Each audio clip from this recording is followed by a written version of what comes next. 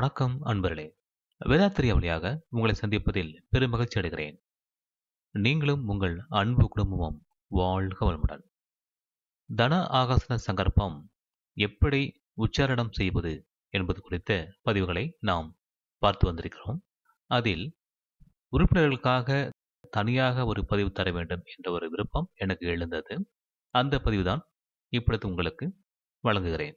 இதில் நாம் பார்க்க போவது என்னவென்றால், இந்த சங்கற்பத்தின் வார்த்தைகளையும் உச்சரிப்புகளையும் தெரிந்து கொண்ட நாம் கூடுதலாக அந்த வார்த்தைகளின் ஒலிக்குறிப்பையும் மதிப்பையும் அதில் உள்ள பொருள்தன்மையையும் அல்லது மந்திரத்தன்மையையும் தெரிந்து கொள்ளலாம். பொதுவாக ஒரு சங்கற்பம் மந்திரம் என்றால் இரண்டு விஷயங்கள் அதில் இருக்கும். முக்கியமாக ஒலி என்ற அதிர்வு அங்கே இருப்பது பொதுவானது. அதனோடு அர்த்தமில்லாத ஒலியும் அர்த்தம் தருகின்ற அல்லது அதற்கு சமமாக ஒரு உருவத்தை தருகின்ற ஒரு வார்த்தையும் அங்கே இருக்கும். எப்போதுமே மனம் என்பது ஒரு குறிப்பிட்ட உருவத்தை தன்மாற்றத்தை பெற்றால்தான் அது உணர முடியும். இல்லையென்றால் உணர முடியாது. நம்முடைய மனவளக்கலை யோகத்தில் வேதாத்திரியத்தில் துரியம் வரைதான் நாம் நல்ல உணர்வை பெறுகிறோம்.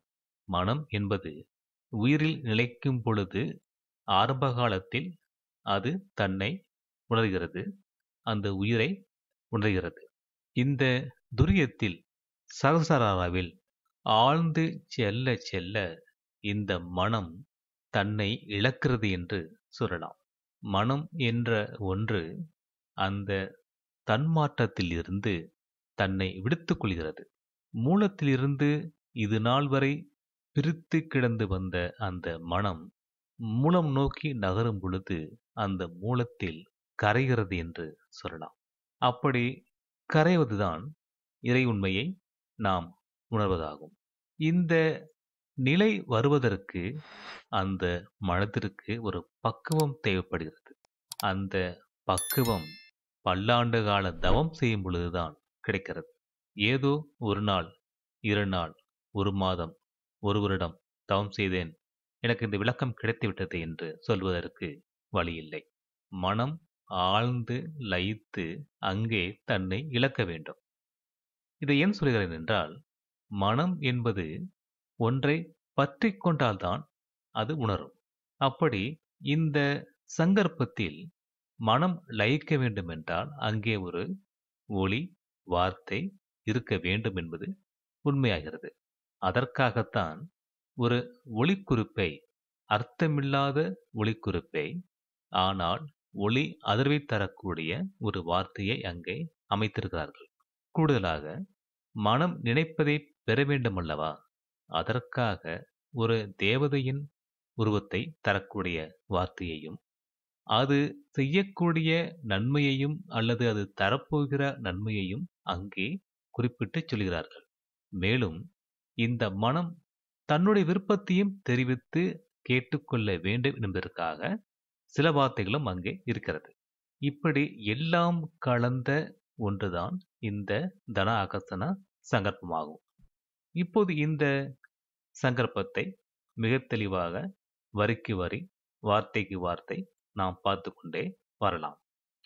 ஹரி ஓம் என்று சொல்லும் பொழுது ஒரு தெய்வீக தன்மையை நாம் சொல்லுகிறோம். ஹரி என்று சொல்லும் பொழுது அங்கே இயக்கம் கொண்ட ஒரு ஆற்றலை நாம் எடுத்துக்கொள்கிறோம். ஓம் என்ற பிரணவத்தில் இருந்து உருவான ஒரு ஆற்றலை ஹரி என்று சொல்கிறோம். ஹரி ஓம் என்பது ஒரு தொடக்க வார்த்தை. அடுத்ததாக ஸ்ரீயும் ஐயும் கிளியும் சவ்வும் என்பது ஒரு ஒலிக்குறிப்பு மட்டுமே தான். இதற்கு எந்த ஒரு அர்த்தமும் இல்லை. ஆனால் பொதுவாக எல்லா வகையான மந்திரங்களிலும் இந்த வார்த்தைகளை நாம் காண முடியும். ஸ்ரீயும் ஐயும் கிளியும் சவ்வும் என்பது ஒரு பொதுத்தன்மை கொண்ட ஒலி அதிர்வை கொண்ட வார்த்தைகள். அடுத்ததாக சந்திரலட்சுமியே என்ற ஒரு வார்த்தை வருகிறது. இது ஒரு தேவதைக்கான ஒரு வார்த்தை. சந்திரலட்சுமி என்று சொல்லும் பொழுது சந்திரன் என்ற நிலா நமக்கு ஞாபகம் வரும். அதை ஒரு தேவதையாகவும் கடத்திக் கொள்கிறோம். மேலும் சந்திரன் என்பது நம்முடைய மனதையும் குறிக்கும். ஏனென்றால் மனதை உருவகப்படுத்தினால் அது சந்திரன். சந்திரன் தன்னுடைய அலைகளால் நம்முடைய மனதை பாதிப்புக்குள்ளாக்கும் என்பதும் ஒரு பொதுவான கருத்து. அப்படி இந்த சந்திர லட்சுமியை சந்திரனை ஒரு லட்சுமியாக உருவகப்படுத்திக் கொண்டு ஒரு தேவதையாக சொல்லுகிறோம். நமகா என்று சொன்னால் நான் வணங்குகிறேன், போற்றுகிறேன் என்று அர்த்தமாகிறது. அடுத்ததாக கிரம் கிரீம் என்று சொல்லும் பொழுது அங்கே அர்த்தமில்லை, ஆனால் ஒளிக்குறிப்பு மட்டும் இருக்கிறது. அடுத்ததாக சொர்ணலட்சுமியே என்று ஒரு தெய்வத்தை தேவதையை குறிப்பிடுகிறோம். சொர்ணம் என்றால் எல்லா வகையான செல்வமாகும். தங்கம், பொருள், வைரம், வைடூரியம் என்று எல்லாவற்றையும் சொல்லும் பொழுது சொர்ணம் என்று சொல்வார்கள். அந்த சொர்ணத்தை ஒரு லட்சுமியாக உருவகம் கொண்டு அதற்கு நமகா என்று சொல்லுகிறோம். அடுத்ததாக வங் சங் டங் ரிங் என்று ஒளிக்குறிப்பு இருக்கிறது.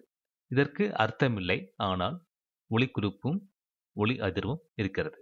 இதற்கு அடுத்ததாக வீரலட்சுமியே நமக என்று சொல்கிறோம். இங்கே ஒரு ஒற்றுமையை பாருங்கள்.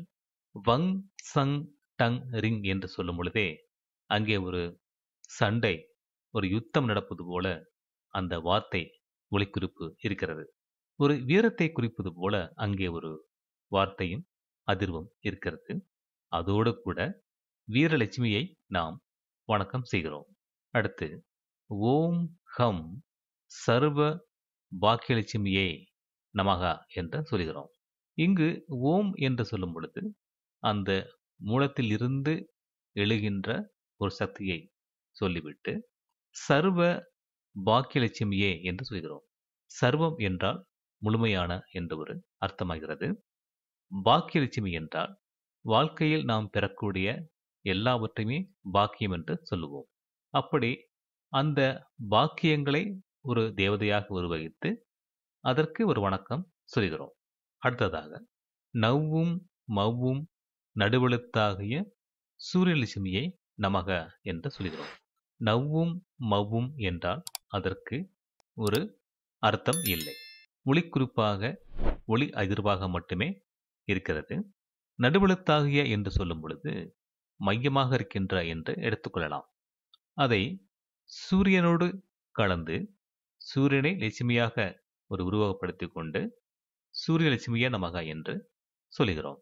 இதற்கு அடுத்ததாக வசியப்படுத்துகிறோம். ஒவ்வொன்றாக சொல்லி சொல்லி வசியப்படுத்துகிறோம். வசியப்படுத்துதல் என்றால் அதற்கு இணக்கமாக நம்மை மாற்றிக்கொள்ளுதல் என்பதுதான் வசியம். அதை எப்படி சொல்கிறோம் என்றால் தெய்வ வசிய, தெய்வம் என்ற தெய்வீகம் எனக்கு வசியமாக வேண்டும். பூதவசிய, இந்த பஞ்சபூதங்கள் எனக்கு வசியமாக வேண்டும். லோகவசிய, லோகம் என்றால் உலகம். இந்த உலகம் மட்டுமல்ல, இந்த பிரபஞ்சத்தில் இருக்கக்கூடிய எல்லா உலகத்தையும் சேர்த்தே லோகம் என்று சொல்லலாம். இந்த லோகங்கள் முழுதும் எனக்கு வசமாக வேண்டும், வசியமாக வேண்டும் என்று சொல்லுகிறோம். அடுத்து ராஜவசிய என்று சொல்லுகிறோம். ராஜவசிய என்றால் அதிகாரத்தில் உள்ளக்கூடிய ஒரு தன்மையை குறிக்கிறது. இந்த உலகில் பிரபஞ்சத்தில் இந்த ராஜ்யம் என்ற தகுதியுள்ள ஒரு சக்தி எனக்கு வசமாக வேண்டும், வசியமாக வேண்டும் என்று சொல்லிக் கொள்கிறோம். அடுத்து ஜனவசிய என்று சொல்கிறோம். ஜனம் என்றால் நம்மோடு பிறந்து வாழ்ந்து கொண்டு வரக்கூடிய மக்கள்தான். இந்த மக்கள் அனைவரும் எனக்கு வசியமாக வேண்டும் என்று கேட்டுக்கொள்கிறோம். அதாவது நம்முடைய இணக்கத்திற்கு ஏற்றபடி அவர்கள் இருக்க வேண்டும் என்று ஒரு விருப்பத்தை அங்கே சொல்கிறோம். புருஷவசிய என்று சொல்லும் பொழுது ஆண் தன்மையுள்ள ஆண்கள் முழுவதும் நமக்கு வசியமாக வேண்டும் என்று சொல்கிறோம். அடுத்து ஸ்திரீ வசிய என்று சொல்கிறோம். பெண் தன்மையுள்ள அல்லது பெண்கள் நமக்கு வசியமாக வேண்டும் என்று சொல்கிறோம். இங்கே வசியம் என்று சொல்லும் பொழுது தவறாக கொள்ளக்கூடாது. உங்களுக்கு தகுந்த நிலையில் உங்களுக்கு நன்றியோடு உங்களுக்கு உதவியோடு என்பதுதான் இங்கே வசியம். எனவே ஸ்திரீ வசிய என்று சொன்னால் நீங்கள் வேறு எதுவும் நினைத்துக் கொண்டு கற்பனை செய்யக்கூடாது. அடுத்து புத்திர சம்பத் வசிய என்று சொல்கிறோம். புத்திர என்று சொன்னாலே நம்முடைய அடுத்த பிரிவையாக வரக்கூடிய குழந்தைகள், அதனோடு பேர குழந்தைகள், இப்படி தொடர்ச்சியாக வந்து கொண்டே இருக்கக்கூடியது சம்பத்து என்று சொல்லுவோம். நம்முடைய குழந்தை, அந்த குழந்தையின் குழந்தை, பிறகு அவர்களுக்கு வரக்கூடிய குழந்தைகள், இது எல்லாமே சேர்ந்துதான் சம்பத்து. இந்த சம்பத்துகள் வசியமாக வேண்டும் என்று சொல்லுகிறோம். அடுத்ததாக, நாகலோகத்தில் உண்டாகிற சர்வ ஜீவ பிராணிகளும். இதன் அர்த்தம் என்னவென்றால், நாகலோகம் என்று சொல்லும் பொழுது சூரியன் சந்திரன் இணைந்த ஒரு பாதையும் அதற்கு மையமாக பூமியும் அமைந்த ஒரு நிலையை குறிக்கிறது. இந்த நாக என்று சொல்லும் பொழுது ராகு கேது என்ற ஒரு அமைப்பையும் எடுத்துக்கொள்ளலாம். இந்த ராகு கேது பிடிக்குள் இருக்கக்கூடிய சூரியன், பூமி, சந்திரன், இந்த 3 நிலைகள் எடுத்துக்கொண்டு இந்த 3ல் ஒன்றான பூமியில் உயிராக வாழ்கின்ற எல்லா பிராணிகளும் உன் வசமானார் போல் என்று சொல்கிறோம். அதாவது இந்த தெய்வீகத்திற்கு அந்த சர்வஜீவ பிராணிகள் வசமாக இருக்கிறது, அதுபோல என்று ஒரு கமாவை வைத்துக்கொண்டு தொடர்ச்சியாக என் வசமாக வஸ்ய வஸ்ய ஓம் ஸ்வாக என்று சொல்கிறோம். எப்படி இந்த சர்வஜீவ பிராணிகள் உனக்கு வசமாக இருக்கிறதோ அதுபோல எனக்கும் வசமாக வேண்டும் என்று அங்கே சொல்லிக் கொள்கிறோம்.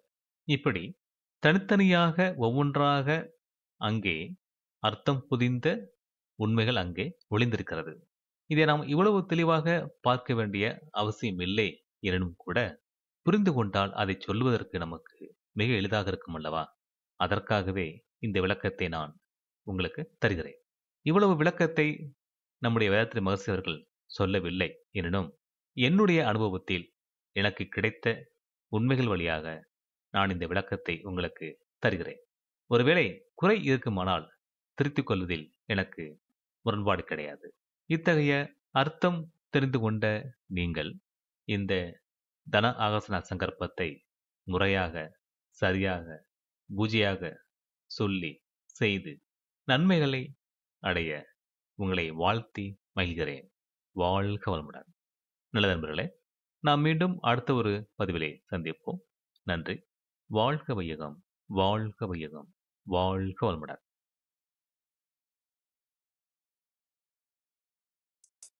வணக்கம் அன்பர்களே. வாழ்க வையகம், வாழ்க வளமுடன். வேதாத்திரிய சேனலோடு இணைந்து கொள்ளுங்கள். உங்கள் உடல் நலம், மனவளம், உயிர் வளம் பெருக்கிக் கொள்ளுங்கள். உங்கள் வாழ்க்கையையும் பொருளாதாரத்தையும் உயர்த்திக் கொள்வதற்கான வழிகள் இங்கே சொல்லப்படுகின்றன. இன்றே சப்ஸ்கிரைப் செய்து கொள்ளுங்கள். வாழ்க வளமுடன்.